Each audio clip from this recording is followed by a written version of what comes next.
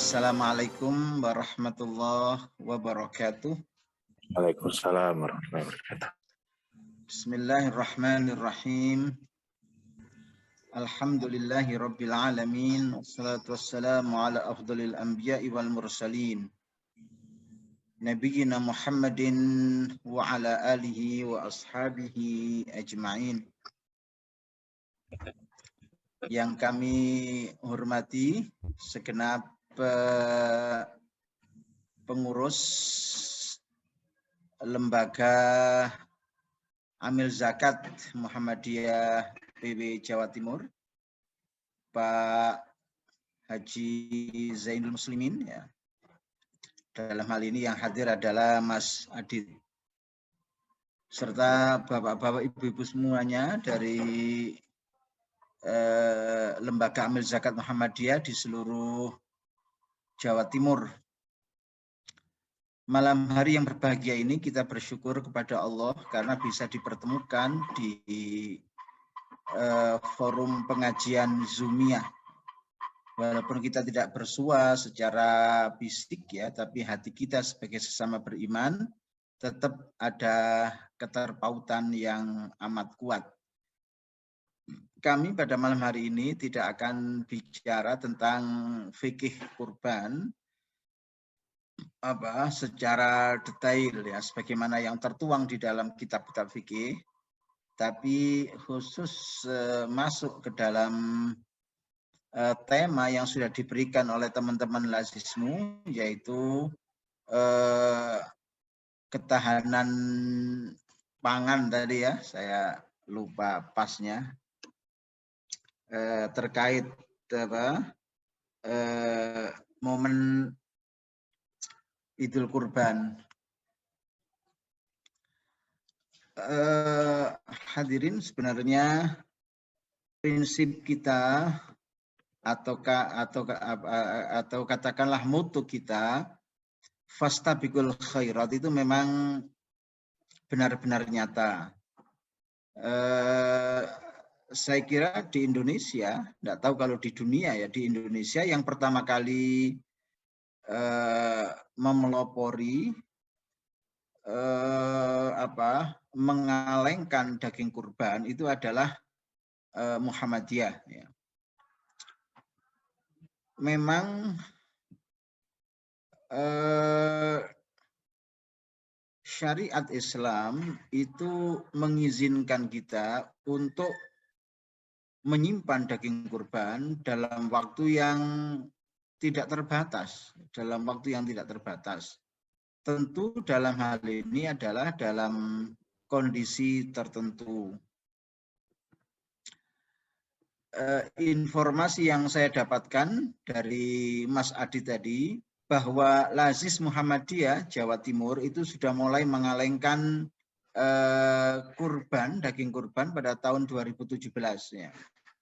Saat kita 1-2 tahun mempraktekkan itu, tentu muncul banyak pertanyaan dari masyarakat ya. Apakah yang demikian ini boleh? Apakah yang demikian ini sesuai dengan syariat Islam dan lain sebagainya? Kami memberikan pertimbangan-pertimbangan bahwa yang demikian ini boleh ya. Karena dasar dari itu semua adalah kemaslahatan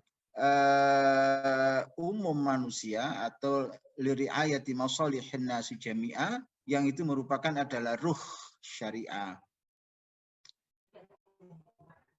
Nah, kelihatannya pertanyaan-pertanyaan itu juga kemudian direspon oleh Majelis Ulama Indonesia.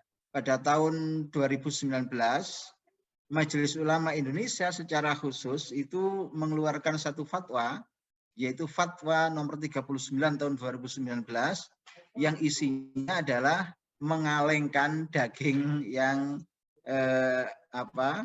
kurban, mengalengkan daging kurban. Kalau kita cermati sebagaimana yang saya baca dalam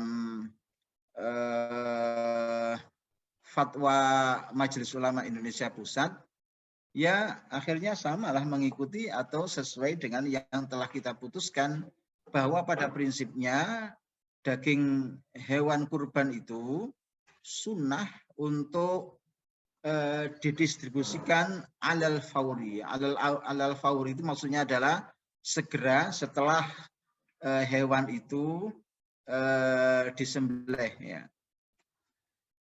Nah, pendistribusiannya adalah dalam bentuk daging mentah, ya, mengacu praktek yang terjadi pada zaman Nabi. Dan didistribusikan untuk memenuhi hajat orang yang posisinya atau posisi mereka jarak dengan kita mengadakan kurban. Ya tentu pada zaman Nabi itu ya sudah benar-benar beda dengan pada zaman kita sekarang.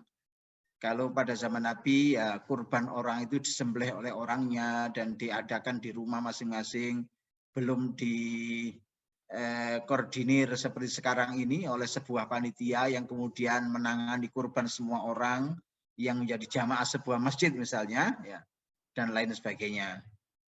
Oleh sebab itu kemudian muncul fenomena-fenomena baru di mana harus ada pembaruan, harus ada tajdid di dalam hal penanganan daging kurban. Sehingga menyimpan sebagian daging kurban yang telah diolah dan diawetkan dalam waktu tertentu untuk memanfaatkan dan pendistribusiannya kepada yang lebih membutuhkan oleh para ulama dia katakan mubah. Ya. Mubah itu adalah boleh, ya, dengan syarat tidak ada kebutuhan yang sifatnya mendesak pada masyarakat di tempat kita mengadakan penyembelihan tadi. Nah, ibahah atau kebolehan itu bisa kemudian meningkat menjadi mustahab atau sesuatu yang sifatnya dianjurkan dengan pertimbangan-pertimbangan tertentu. Misalnya kita di Indonesia atau katakanlah di Jawa, itu hampir ada agenda tahunan bencana alam. Ya. Ada wilayah-wilayah tertentu yang hampir dapat dipastikan pasti akan mengalami bencana alam, terutama kalau di puncak musim hujan. Pasti ada tanah longsor, ada banjir bandang, di mana orang kemudian dalam posisi membutuhkan pertolongan kita. Nah, kemudian saat itu ketika kita masih memiliki stok daging yang dikalengkan tadi, tentu memberi manfaat yang skopnya lebih luas dan jangkauannya lebih jauh. Ya. Nah, hadirin, apalagi kemudian dalam situasi COVID-19 seperti sekarang ini. Kita tahu bersama bahwa PPKM ini sejak tanggal 3 kemarin sampai tanggal 20 nanti itu ada pembatasan pergerakan masyarakat sehingga banyak orang yang biasanya harus berjualan di jalan, yang biasanya harus buka warung di tempat-tempat terbuka itu mau tidak mau harus menutup usahanya karena terkendala oleh PPKM ini ya. Ya kecuali kalau mereka itu disuruh menutup usahanya, kemudian dikasih beras sakarung, kemudian mie instan sakarung, itu ya enggak apa-apa lah. Ini disuruh nutup usahanya tapi tidak dikasih apa-apa. Tentu mereka sangat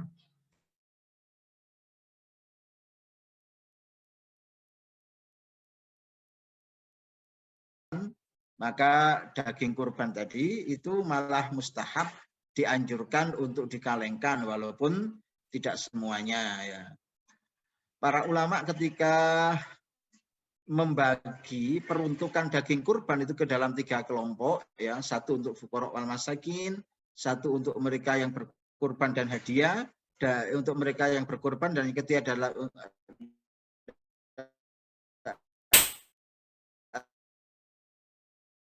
adalah untuk hadiah. Maka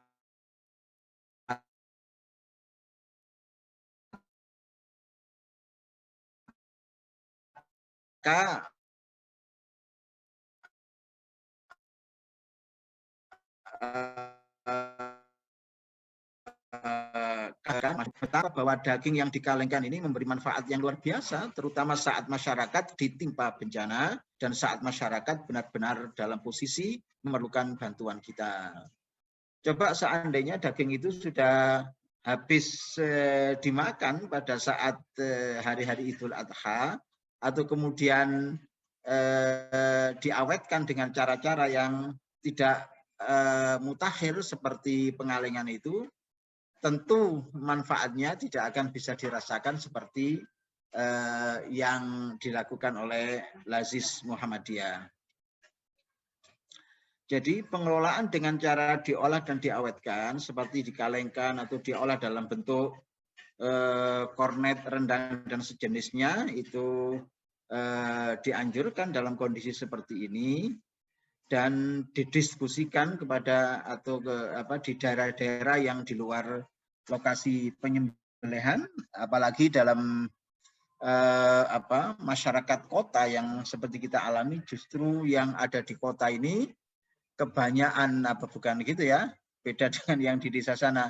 Kalau di kota ini antara orang dengan hewan kurbannya mungkin lebih banyak hewan kurbannya, itu berbanding terbalik dengan yang ada di wilayah-wilayah terpencil yang jaraknya jauh dari jangkauan kita. Baik, saudara-saudara,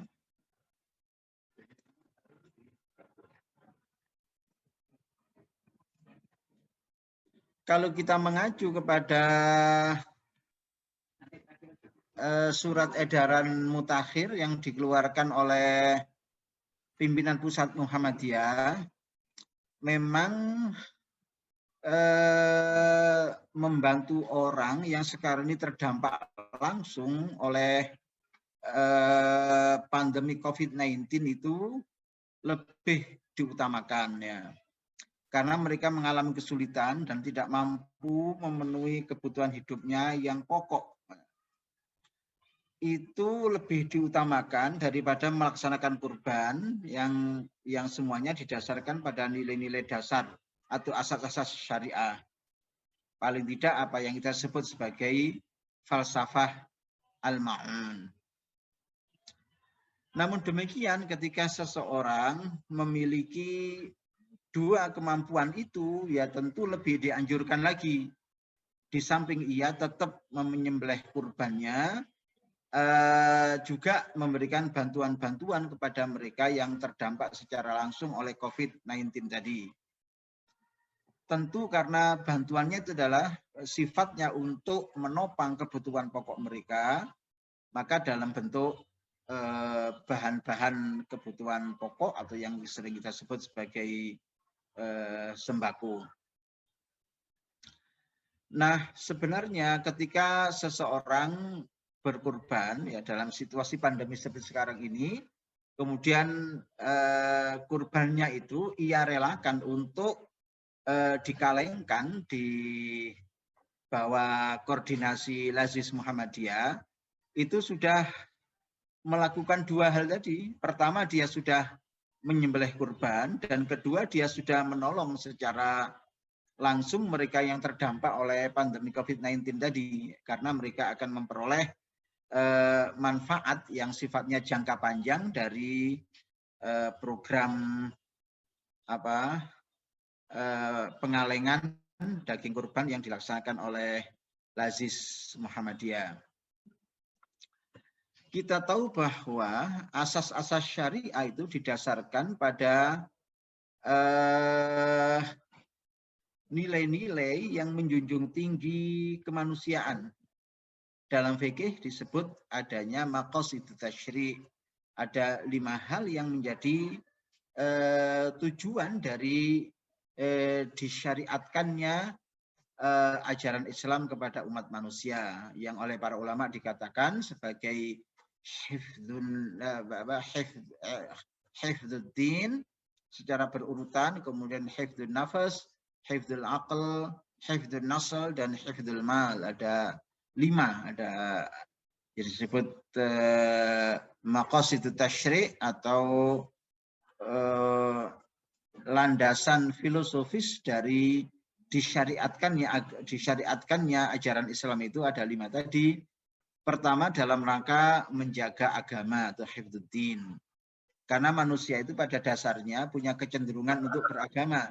Turun kitab suci atau tidak, diutus para nabi atau tidak, manusia tetap beragama. Supaya kecenderungan manusia beragama itu memperoleh jalan serta bentuk yang sahih, maka diturunkanlah agama Allah, ya. Yang kedua ya hifdzun nafs, bahwa prinsip diturunkannya syariat ini adalah menjaga nyawa manusia. Nyawa itu dimuliakan sedemikian rupa dalam syariat Islam sehingga tidak boleh orang bermain-main dengan nyawa, ya. Makanya ketika nyawa manusia terancam, kemudian pada saat yang sama dia harus menjalankan kewajiban-kewajiban agama, maka harus ditempuhlah cara-cara yang sifatnya kompromistis, di mana ia tetap bisa menjalankan ajaran agamanya, tapi juga bisa menyelamatkan nyawanya. Ya. Seperti kemudian ada anjuran supaya untuk sementara ini tidak sholat berjamaah di masjid, tapi cukup sholat berjamaah di rumah. Juga anjuran untuk tidak melaksanakan sholat Id di lapangan, tapi untuk sementara melaksanakan sholat Id di rumah, itu juga karena prinsip tadi, prinsip menjaga keselamatan jiwa. Jangan sampai kita ini kemudian sebagaimana dikatakan oleh Al-Quran, wala tulqu biaidikum ila tahluka. Janganlah engkau melemparkan dirimu ke dalam kebinasaan. Di Muhammadiyah nilai dasar Al-Ma'un, ya itulah yang kemudian mengharuskan kita menyantuni orang-orang yang dalam posisi kesulitan, ya. Ara'aital ladzi yukadzibu biddin fadzalikal ladzi yad'ul yatim wa la yakhuddu 'ala ta'amil miskin. Dikatakan orang itu mendustakan hari kebangkitan atau hari pembalasan jika seseorang itu tidak melibatkan dirinya dalam proyek-proyek suci kemanusiaan. Kemudian nilai dasar yang kedua adalah prinsip saling membantu, ya, sebagaimana yang ada dalam Quran surat Al-Maidah ayat 2, wa ta'awanu 'alal birri wat taqwa wa la ta'awanu 'alal itsmi wal 'udwan. Ada perintah dari Allah supaya kita ini saling bantu membantu di dalam kebajikan dan ketakwaan. Yang ketiga, nilai dasar syariah itu adalah solidaritas sosial, ya. Hadirin, saya kira terlalu banyak ya ayat-ayat Al-Quran ataupun hadis-hadis Nabi yang memerintahkan kita untuk memiliki kepedulian yang tinggi terhadap sesama manusia. Ada satu ayat yaitu yang menceritakan perbedaan ya secara distintif antara ajaran-ajaran jahiliyah ya dengan ajaran-ajaran Islam terkait dengan kepedulian sosial atau kemanusiaan tadi. Masyarakat Arab jahiliyah itu sederhana sekali ketika mengukur kehormatan atau bahkan kehinaan orang. Orang itu dikatakan terhormat kalau ia memiliki kekayaan yang banyak. Dan justru karena itu dia pantas untuk memperoleh penghargaan dari kita. Sebaliknya orang itu dikatakan terhina atau dihinakan oleh Tuhan kalau dia miskin. Itu adalah kemiskinan itu adalah indikator dari dihinakannya seseorang oleh Tuhan yang Maha Kuasa. Dan untuk itu dia tidak patut untuk kita hargai, tidak patut untuk kita hormati. Itu adalah pikiran-pikiran jahiliyah. Misalnya di dalam Quran surat Al-Fajr dikatakan, wa ammal insanu idza mabtalahu rabbuhu fa akramahu wa na'amahu fayaqulu rabbi akraman wa amma idza mabtalahu faqadara alaihi rizqahu fayaqulu rabbi ahanan. Manusia pada zaman itu ya punya satu keyakinan ya. Idza mabtalahu rabbuhu fa akramahu, apabila ia diuji oleh Tuhan kemudian dilapangkan rizkinya,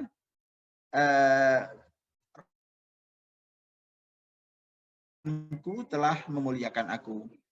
Wa amma idza mabtalahu faqadara alaihi rizqahu, adapun jika ia diuji oleh Tuhan kemudian disempitkan rizkinya, dia akan mengatakan Robbi ahanan, ya Tuhanku telah menghina.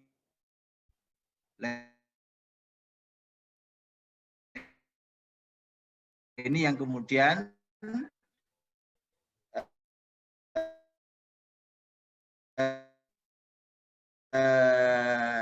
dirubah, la tataquluna turatha akla lamma wa tuhibbunal mala hubban jamma, itu ya. Bukan itu yang menyebabkan seseorang itu mulia atau hina di sisi Allah, adalah soal keterlibatannya di dalam tadi yang saya katakan proyek-proyek suci kemanusiaan. Baik, yang berikutnya adalah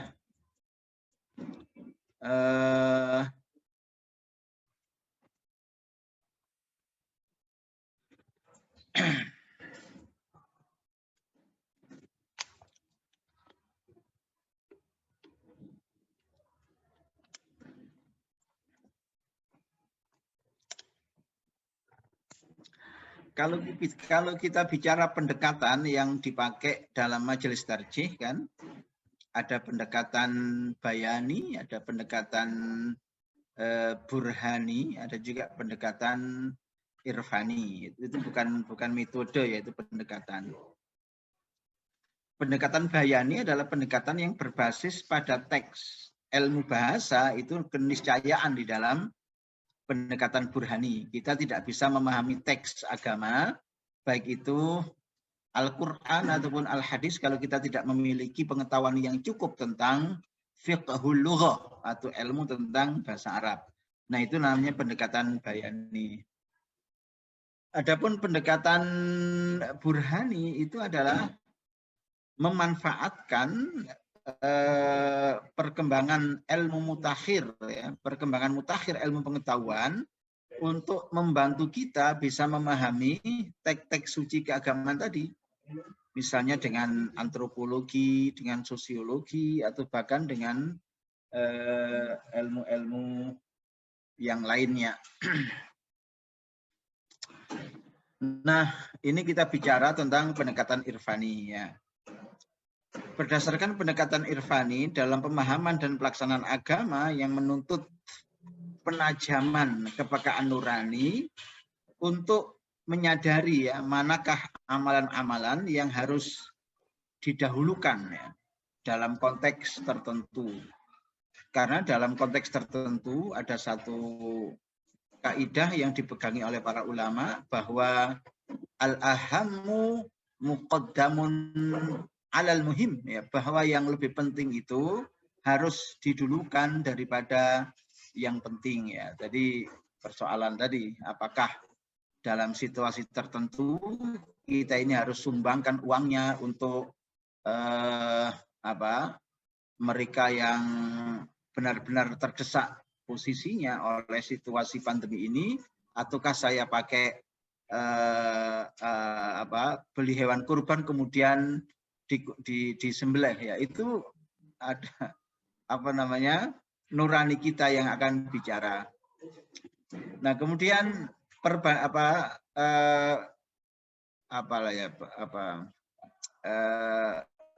cara berpikirnya begini, sederhana sekali. kalau soal sembelih hewan kurban sejak dulu sampai sekarang kita bisa, dan pada tahun-tahun yang akan datang tentu saja kita bisa jika Allah mengizinkan kita dan memberikan umur panjang kepada kita.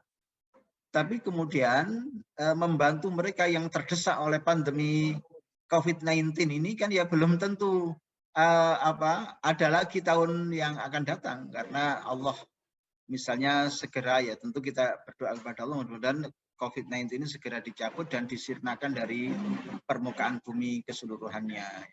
Itu adalah cara berpikir Irfani tadi, di mana ya tentu ini unmeasurable, ya tidak bisa diukur karena sifatnya adalah kepekaan nurani kita untuk bisa mengetahui tadi bahwa al-ahammu muqaddamun alal muhim, yang paling penting itu harus didulukan daripada yang penting. Baik, saya kira untuk sementara itu saja yang bisa kami sampaikan Mas Adit. Bisa kita lanjutkan bersama-sama dalam session dialog atau diskusi dengan semua yang hadir pada pengajian Zoomiyah pada malam hari ini. Saya kembalikan kepada Mas Adit.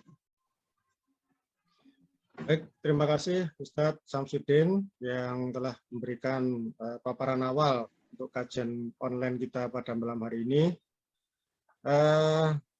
Kami persilakan bagi para hadirin ataupun pengurus Lazismu yang hadir pada malam hari ini untuk bisa memberikan pertanyaan. Monggo kita buka 2 orang penanya.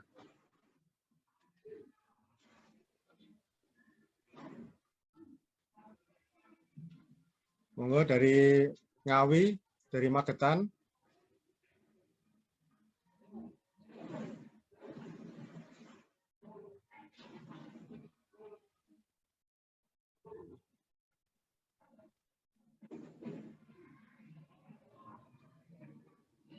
Monggo.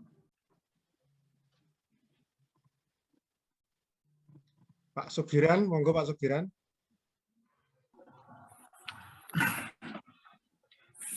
Lumajang Mas Adit. Oh, Lumajang, ya monggo. Bismillahirrahmanirrahim. Assalamualaikum warahmatullahi wabarakatuh. Terima kasih atas waktu yang diberikan. Ini ada apa namanya? Ada kemantapan sebenarnya. Ini ketika daging kurban ini kan kita terima di kabupaten setelah kurban itu kan sekitar 3 atau 4 bulan lah kalau tahun kemarin kalau nggak salah. Nah, ketika kita coba tembusi kepada pengkurban untuk tahun ini, juga ada sebagian pengkurban yang ingin cepat mendapatkan kalengnya. Akhirnya inisiatif dari kami, stok kurban yang tahun kemarin itu digantikan dulu untuk diberikan kepada pengkurban pada waktu hari Idul Adha. Dan stok dia ketika kurban akan menjadi stok kami untuk tahun depan ketika ada orang yang berkurban dan ingin cepat. Jadi waktu Idul Adha itu dia sudah mendapatkan kaleng. Terus dari pengkurban pun juga tanya, tidak apa-apa itu sesuai syariahnya. Saya mau langsung jawab itu juga tidak punya kapabilitas sebenarnya. Secara logika sih bisa-bisa saja. Mungkin menurut Ustadznya ada jawaban juga. Oke, itu saja Ustadz. Terima kasih. Assalamualaikum warahmatullahi wabarakatuh. Waalaikumsalam. Untuk penanya yang kedua, kami persilakan.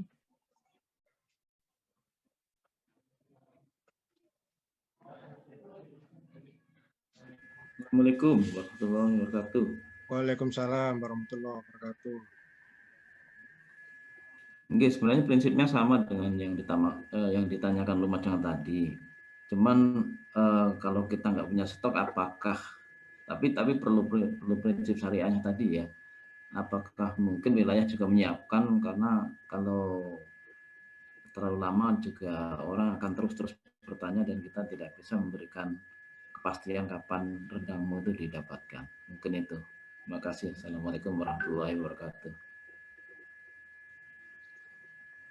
Waalaikumsalam warahmatullahi wabarakatuh. Baik, kita jawab dulu Ustadz, dua penanya yang intinya tadi bahwa kurban yang menitipkan kurbannya melalui lazismu, padahal proses kurban kemasan kita itu bisa berlangsung 1 bulan hingga 2 bulan dari masa tasrik. Ya, prinsipnya dari lazismu sudah melakukan penyembelihan pada hari H kurban hingga hari-hari tasrik. Semua hewan kurban telah disembelih. Kemudian prosesnya melalui pengalengan itu bisa berlangsung hingga 1 sampai 2 bulan ke depan. Nah, ini ada pertanyaan, pekurban yang ingin bagiannya cepat-cepat mendapatkan ini apakah bisa diberikan haknya dengan stok tahun yang lalu? Monggo, Ustaz. Baik, Mas Adit. Jadi begini, dalam proses seperti itu dapat dipastikan bahwa kurban yang dilakukan itu adalah sah. Kurban yang dilakukan adalah sah. Ini di luar soal pendistribusian, tapi kurban yang dititipkan di lazisme itu adalah sah. Karena penyembelihannya itu paling tidak maksimal kan pada hari tanggal 13 itu kan ya. Nah, terkait dengan yang ditanyakan tadi, memang apa ya, kalau mudhohi atau katakanlah pekurban itu ya dalam bahasa Indonesia, pekurban itu memang harus rela untuk memperoleh jatah dari daging yang bukan hewan kurban yang ia sembelih. Gitu. Kan gini, pada prinsipnya misalnya saya orang yang berkurban, kemudian saya tidak memperoleh daging dari hewan yang saya kurbankan, kan tidak ada masalah. Artinya tidak kemudian mengurangi keabsahan kurban saya. Ya. Yang bermasalah itu kalau kemudian daging itu saya ambil semuanya, tidak diberikan kepada orang lain. Nah, mengacu kepada aturan-aturan syariah di dalam hal pendistribusian daging kurban tadi, itu kan oleh para ulama kemudian ya berdasarkan dalil-dalil yang ada, keluar fikihnya bahwa daging kurban itu dibagi menjadi 3, sepertiga untuk dirinya, sepertiga untuk fuqara wal masakin, dan sepertiga untuk hadiah. Ya. Dalam kasus yang ditanyakan tadi, itu artinya dia memperoleh jatah hadiah dari pekurban yang lainnya, sebagaimana dia juga akan memberikan hadiah kepada orang lain untuk kurban yang miliknya. Ya gitu saja. Jadi artinya tidak sampai kemudian mengurangi keabsahan kurban tadi, dan yang demikian ini tidak menyalahi dari prinsip-prinsip syar'i pendistribusian daging kurban. Baik ya. Baik, itu loh tadi jawaban dari Ustaz Samsudin, bahwa insya Allah ya boleh-boleh saja. Yang terpenting bahwa kurban sudah dilaksanakan pada hari H kurban dan pada hari tasrik. Untuk pendistribusiannya tentu berdasarkan teknis ya, hal-hal yang bersifat teknis. Ini juga ada pertanyaan melalui WA chat tentang pekurban itu sepertujuh atau bagaimana, Ustadz? Kurang dari juga mau bertanya, Ustadz. Ya, monggo. Kita dulu. Jombang juga mau bertanya, Ustadz. Nggih, monggo. Ya, yang dari Ngawi dulu. Ya, silakan.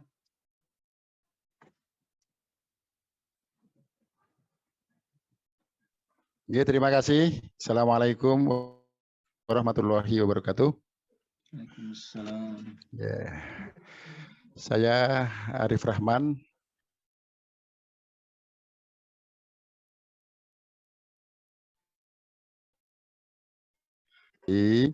Kalau pada korban yang seperti biasanya, kami panitia korban itu membagikan bagian dari daging korban itu betul-betul kami teliti supaya betul-betul tidak tertukar, bahkan kami menimbangnya supaya benar-benar tidak melebihi dari sepertiga bagian.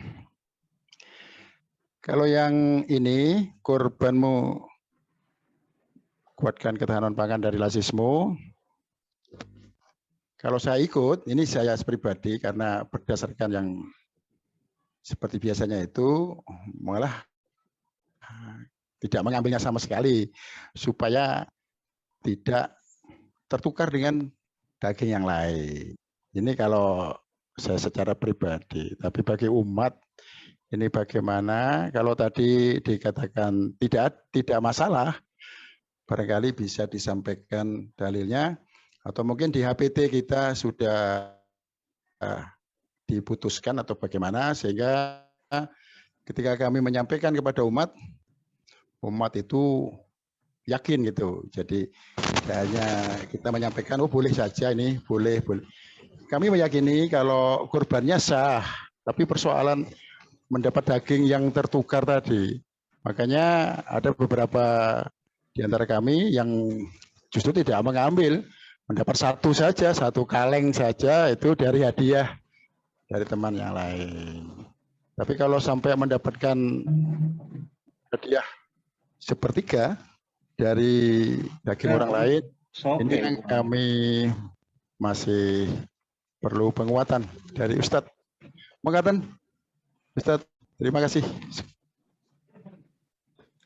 Baik, Pak Arif Rahman, ya, saya kira dalilnya ya seperti yang sudah saya sampaikan tadi ya, bahwa dalam hal berkurban itu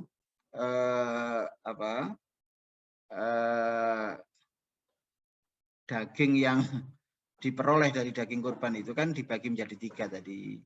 Ada 1/3, ya sepertiga itu maksudnya maksimal ya untuk maksimal.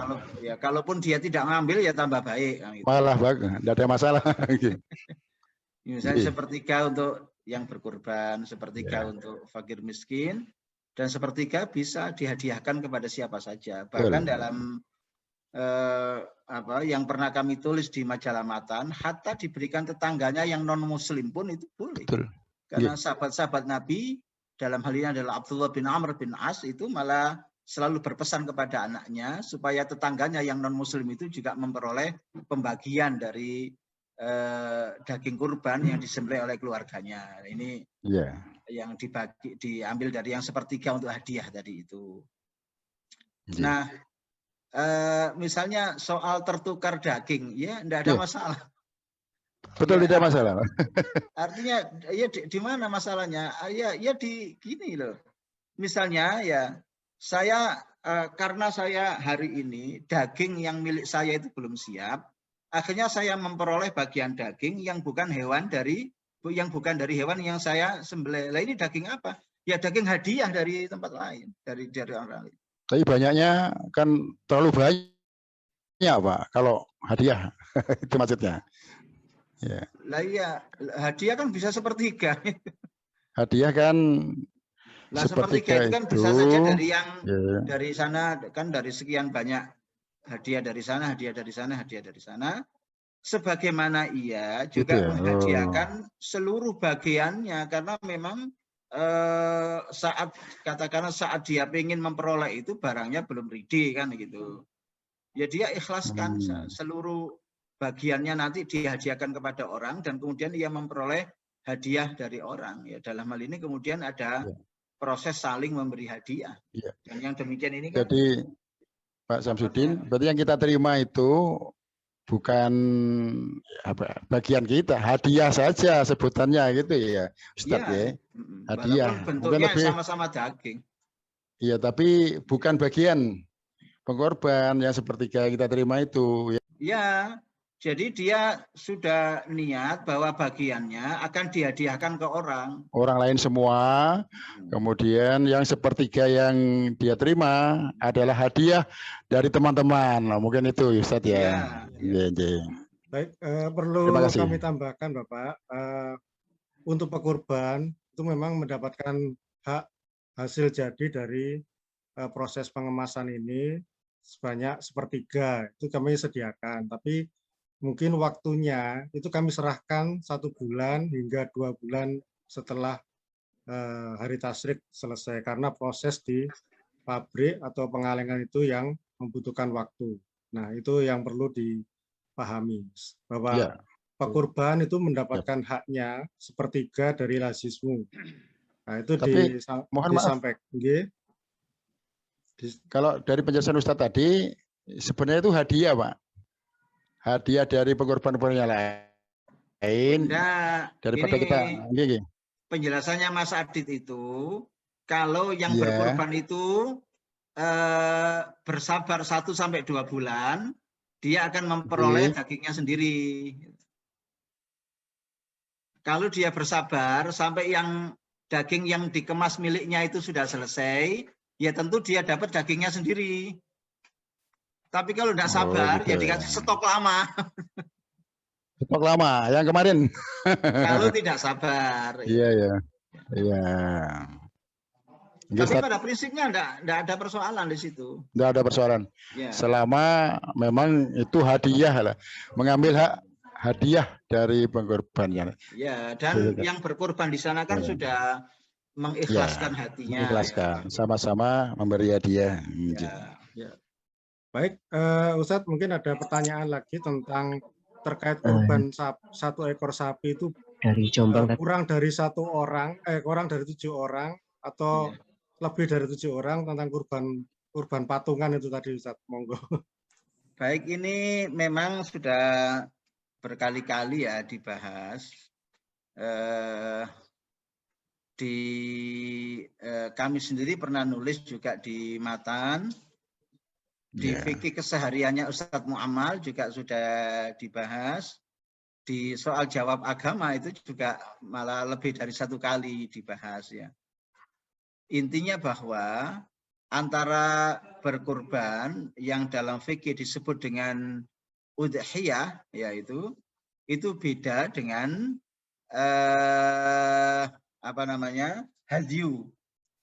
Beda dengan hadyu. Kalau hadyu itu terkait dengan ibadat haji, kalau udhiyah itu terkait dengan Idul Adha. Nah, ketentuan baku bahwa 1 orang 1 ekor domba dan 7 orang 1 ekor sapi atau 1 ekor unta, itu semua dalilnya itu berkenaan dengan hadyu, bukan berkenaan dengan udhiyah. Berkenaan dengan yang ada hubungannya dengan haji tadi. Jadi saya ulangi bahwa semua dalil bahwa 1 orang 1 ekor domba dan 7 orang 1 ekor sapi ataupun 1 ekor unta itu dalilnya berkenaan dengan hadyu, bukan berkenaan dengan udhiyah. Memang para ulama kemudian mengkiaskan berdasarkan kepantasan. Berdasarkan kepantasan, baik udhiyah pun itu kemudian dibikin sama. Bahwa 1 orang pantasnya ya 1 domba, dan untuk sapi ataupun unta pantasnya adalah untuk 7 orang. Nah, kaitannya dengan udhiyah atau yang sering kita sebut sebagai ibadat kurban itu, kemudian berlaku ketentuan-ketentuan yang berbeda. Ya tentu saja ini mukhtalaf ya, di antara para fuqaha itu ada perbedaan pendapat ya. Ketika Nabi mengatakan bahwa dirinya berkurban ya untuk dirinya, untuk keluarga dan untuk umat Muhammad, itu kemudian dipahami paling tidak oleh majelis tarjih bahwa dalam hal udhiyah atau berkurban itu tidak ada ketentuan baku seperti dalam hadyu tadi. Jadi sederhananya 1 domba itu lebih dari 1 orang juga tidak apa-apa. Demikian pula 1 ekor sapi lebih dari 7 orang juga tidak apa-apa. Kenapa? Ya tadi kembali kepada dalil bahwa 1 orang 1 domba, kemudian 7 orang itu 1 ekor sapi itu bukan berkenaan dengan udhiyah, tapi berkenaan dengan hadyu. Nah, kenapa dalam kitab-kitab fikih, misalnya fikih-fikih Syafi'iyah, kok ada ketentuan yang sama, yaitu dikiaskan berdasarkan asas kepantasan. Memang pantasnya kalau 1 domba itu ya 1 orang, kemudian 1 ekor unta atau 1 ekor sapi itu adalah 7 orang. Sehingga kalau pertanyaannya, apakah boleh membeli sapi urunan lebih dari 7 orang, maka jawabnya adalah boleh. Malah ada kasus begini dulu yang disampaikan oleh ketua Lazismu itu. Jika 7 orang patungan beli 1 ekor sapi, ya, dengan 10 orang patungan juga untuk 1 ekor sapi, dagingnya itu lebih banyak dari yang 10 orang itu. Katakanlah kalau 7 orang itu dagingnya 500 kilo. Kalau 10 orang itu bisa 1000 kilo. Nah, dalam hal seperti itu, mana yang diutamakan? Yang urunan 7 orang atau urunan yang 10 orang? Ya, saya bilang yang 10 orang saja. Ya, yang 10 orang saja, karena ada pendapat yang seperti itu. Dan kita harus paham betul bahwa fikih itu adalah pemahaman atas dalil-dalil, ya, bukan dalil itu sendiri. Baik Ustadz, berarti 1 ekor sapi 2-3 orang juga enggak apa-apa ya? 2 orang. Ya tambah baik. Ya tambah baik. Baik, rekan-rekan sekalian, barangkali ada 1 orang penanya lagi, kami persilahkan sebelum kita. Saya Pak Hidayat dari. Hidayat, monggo. Terima kasih. Assalamualaikum warahmatullahi wabarakatuh. Waalaikumsalam warahmatullahi wabarakatuh. Saya Hidayat Pratoroni, Ketua Tamir Masjid Nusari Indah, Surabaya. Alhamdulillah bisa berjumpa dengan Ustadz Samsudin. Beliau adalah pemateri di Masjid Nusari Indah juga. Sehat Ustadz? Alhamdulillah. Alhamdulillah. Kami tidak akan menanyakan hal-hal yang berkaitan dengan dalil, namun cenderung kami menyampaikan apa yang kami alami dan kondisi pandemi saat ini. Satu yang saya sampaikan, bahwa kondisi sekarang ini sangat tepat, solusi bagus, cerdas, smart, melalui lazismu ini. Ini modern, namun demikian kita perlu selalu sosialisasi kepada jamaah. Dari konvensional ke modern ini. Nah, kemarin kami rapat dengan panitia di Masjid Nusari Indah, kita tetap taat kepada persyarikatan. Dalam hal ini surat edaran yang terbaru dari pusat, termasuk kami koordinasi dengan MCC Surabaya dan Lazismu Surabaya. Yang menjadi masalah adalah karena ini, mohon maaf, ini pesertanya tidak terlalu banyak ya, 25 orang peserta. Kemudian dari masjid kami banyak yang mau ikut tapi kok susah masuk tadi, dan saya terlambat tadi. Ya. Dari yang kami bahas kemarin, sebetulnya kita akan taat sekali solusi yang disampaikan oleh perserikatan, yaitu dengan masa pandemi ini paling safe adalah melalui lazismu. Namun mengingat penjelasan dari Lazismu Surabaya, Pak Ustadz Narko, ini penyembelihan itu baru ada 3 tempat, Jember, Madiun, dan satu lagi mana? Itu Blitar. Blitar. Ini tentunya karena kosnya juga jaraknya jauh. Kemudian tadi sampaikan sama penanya terdahulu, dapatnya nanti 1, 2, 3 bulan lagi. Nah, ini menjadi hal yang baru bagi jamaah kami. Tentunya selalu kita sosialisasikan. Nah, oleh karenanya kami hanya satu saran saja.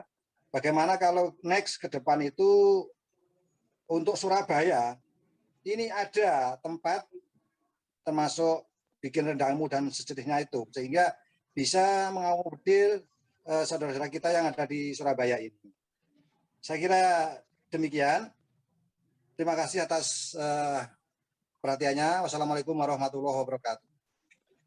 Waalaikumsalam warahmatullahi wabarakatuh. Ya, itu lebih ke Mas Adit ya, tidak ke saya tadi, teknis sekali.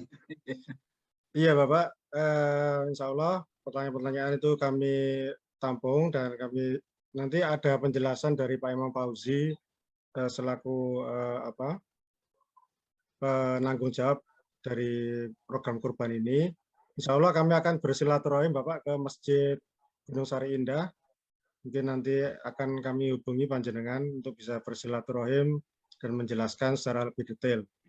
Yang jelas bahwa kami menyiapkan beberapa RPH yang modern untuk pengerjaan daripada kurban kemasan ini. Yang pertama di Magetan, kemudian di Blitar, di Jember, di Probolinggo, dan di satu tempat lagi saya lupa. Untuk Surabaya, mohon maaf mungkin dari segi RPH-nya mungkin kami kurang berkenan Bapak. Kalau mungkin RPH di Surabaya perlu dimodernkan lagi. Pernah kami tinjau ke sana dan juga dari segi teknis pelaksanaannya itu kurang kurang memenuhi prosedur daripada program pengalengan ini. Bahwa hewan ternak yang kami sembelih itu kami rebahkan di mesin perebah itu, kemudian setelah dieksekusi atau disembelih itu dagingnya tidak menempel ke tanah sama sekali dan menggantung. Kemudian kami membatasi hanya beberapa orang saja yang menyentuh dari daging itu untuk kemudian nanti masukkan ke dalam pembeku selanjutnya untuk diproses berikutnya. Jadi itu begitu prosesnya, begitu rumit, begitu intensif dan perlu kehati-hatian sehingga daging itu tidak terkontaminasi. Karena untuk dikalengkan itu daging harus benar-benar fresh, benar-benar higienis ya, tidak tercampur oleh bakteri-bakteri apapun, sehingga nanti hasilnya bisa dinikmati ketika makanan dalam kaleng itu berupa rendang, kornet, atau yang lainnya itu sudah jadi. Jadi begitu, insya Allah nanti Bapak Hidayat kami akan silaturahim ke Masjid GSI. Kapan ada waktu bisa juga mengumpulkan jamaahnya untuk kami berikan penjelasan. Terima kasih itu Pak ya. Terima kasih Ustaz. Assalamualaikum. Ya, Waalaikumsalam. Baik, Bapak-Bapak, Ibu sekalian, kami dari Lazim Jawa Timur mohon maaf yang sebesar-besarnya. Tadi ada kesalahan teknis tentang masalah Zoom ini, sehingga banyak orang yang tidak bisa masuk. Biasanya kita pengajian online ya bisa lebih dari 80-90 orang. Ternyata ini hanya 25 orang. Ada kesalahan teknis dalam hal Zoom-nya, passcode-nya atau password-nya. Tadi ada perubahan. Kami mohon maaf, insya Allah acara ini akan kami edit dan kami siarkan di YouTube. Esok kita masukkan ke YouTube, insya Allah. Mungkin kalau sudah tidak ada lagi yang bertanya, kami bisa. Bapak dari Jombang, kan? Ayo, bagaimana Ustaz Samsudin? Satu lagi? Nggak apa-apa, nggak apa-apa. Nggak apa-apa. Monggo. Syukran jazakumullah khair atas waktunya. Mohon maaf dari Jombang terakhir mau bertanya. Ini Ustaz terkait dengan kurban patungan. Nah, ini kan karena pengkondisian di masing-masing PDM itu juga berbeda dinamika. Di tempat kami, ini kami memang masih mengupayakan untuk bisa terintegrasi gitu jadi satu dengan lazismu. Nah, dalam hal ini akhirnya kami bergerilya atau menyasar ke sedekah kurban daging istilahnya, atau tadi istilahnya apa, udhiyah ya, atau hadiyu udhiyah ya. Nah, udhiyah ini nanti berujung pada nilai kepantasan pada saat distribusi. Nah, sementara ada salah satu cabang yang belum sudah menanyakan sharing sistemnya. Nah, apakah dalam fikih disebutkan bahwa ketika patungan itu nanti mereka dapat sekian? Karena secara logika juga sudah pernah kami hitung bahwa dalam tanda kutip Pak Imam dahulu pernah memberikan gambaran pada kami bahwa nilai dari kaleng itu adalah sebesar kurang lebih 50.000. Nah, ketika kami hitung demikian, maka yang sedekah daging ini mungkin bisa jauh lebih besar mendapatkannya dibanding dengan mudhohinya sendiri. Nah, ini justru perhitungan yang jadi kacau nanti di masyarakat. Nah, yang ingin saya tanyakan pertama, apakah ada hukum fikih kepantasan begitu? Karena ada salah satu cabang yang sudah menanyakan problematika tersebut. Yang kedua, menyoal dan menegaskan pertanyaan dari Bapak Sugiran tadi terkait dengan adanya mudhohi yang saya nggak sabar nih pengen dapat karena tahun lalu karena ada permasalahan teknis di RPH sehingga menunggu hingga 3 bulan lebih kurang jika tidak salah. Nah, apakah wilayah mengakomodir kejadian-kejadian seperti ini? Nah, mohon penjelasan dari Ustadz dan juga mungkin dari Pak Imam Fauzi. Jazakumullah khair. Terima kasih. Baik, mau Ustadz, nanti mungkin disambung oleh saya kira agak teknis pertanyaannya ini karena hal-hal yang sifatnya teknis yaitu domainnya Pak Imam Fauzi nanti. Tapi terkait dengan ketentuan fiqhiyah yang berkenaan dengan pendistribusian daging kurban tadi, ya secara umum begitu bahwa yang berkurban dapat 1/3, kemudian yang selebihnya itu bisa untuk fuqara wal masakin dan hadiah secara umum ya. Secara umum itu bisa siapa saja.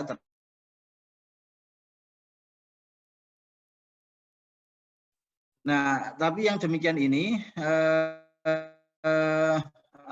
tidak kemudian harus ya bahwa yang maksimalnya kalau dia memang kemudian katakanlah kalau saya ini sudah belenger daging, saya malah semakin tua ini senangnya tempe dan tahu, ya enggak apa-apa dia kemudian merelakan atau mengambil sekedarnya saja juga enggak apa-apa, tidak ada persoalan.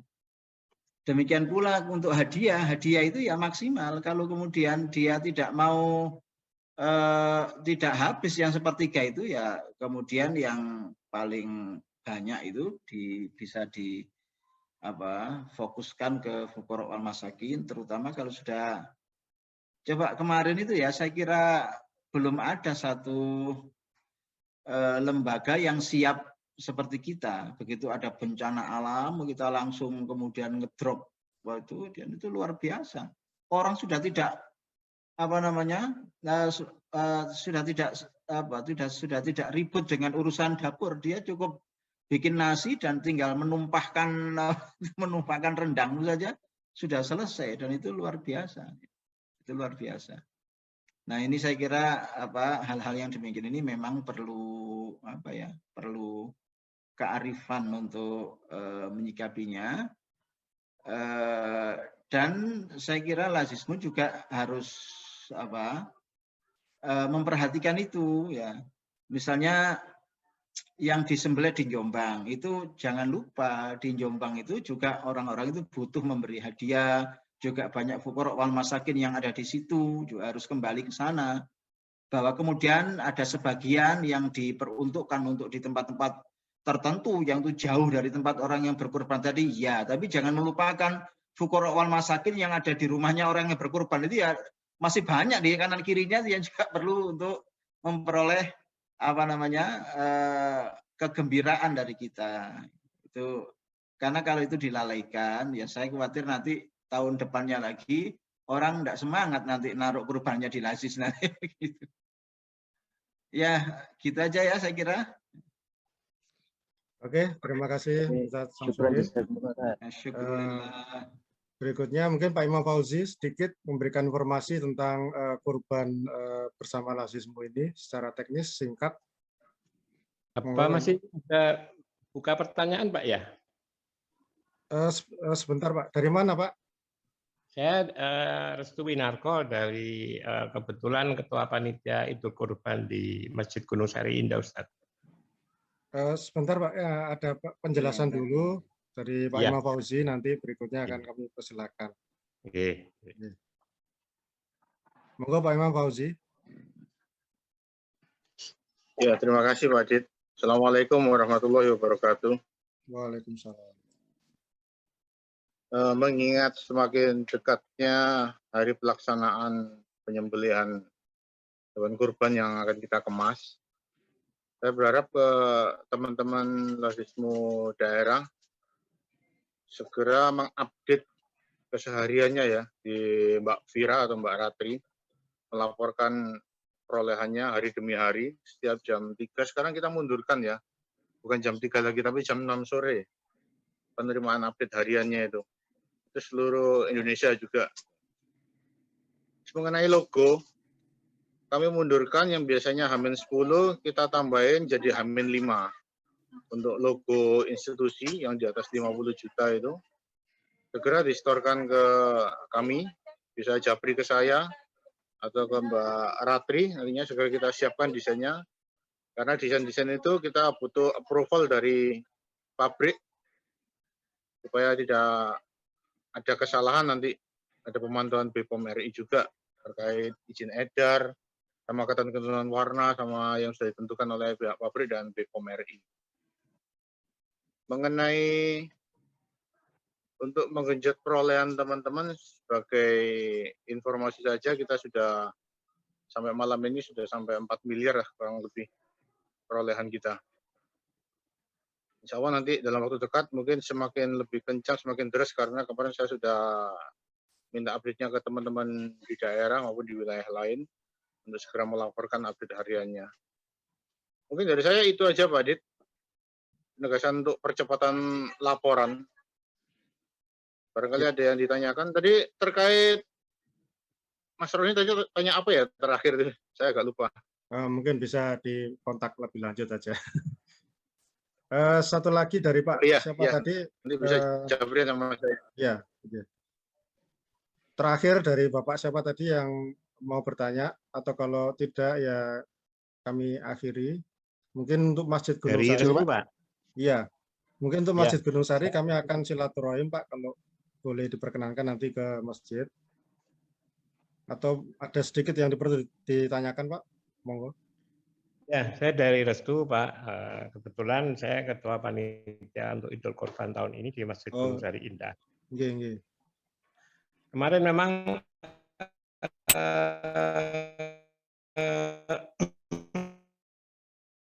dengan adanya PPKM ini, adanya kan dan berdiskusi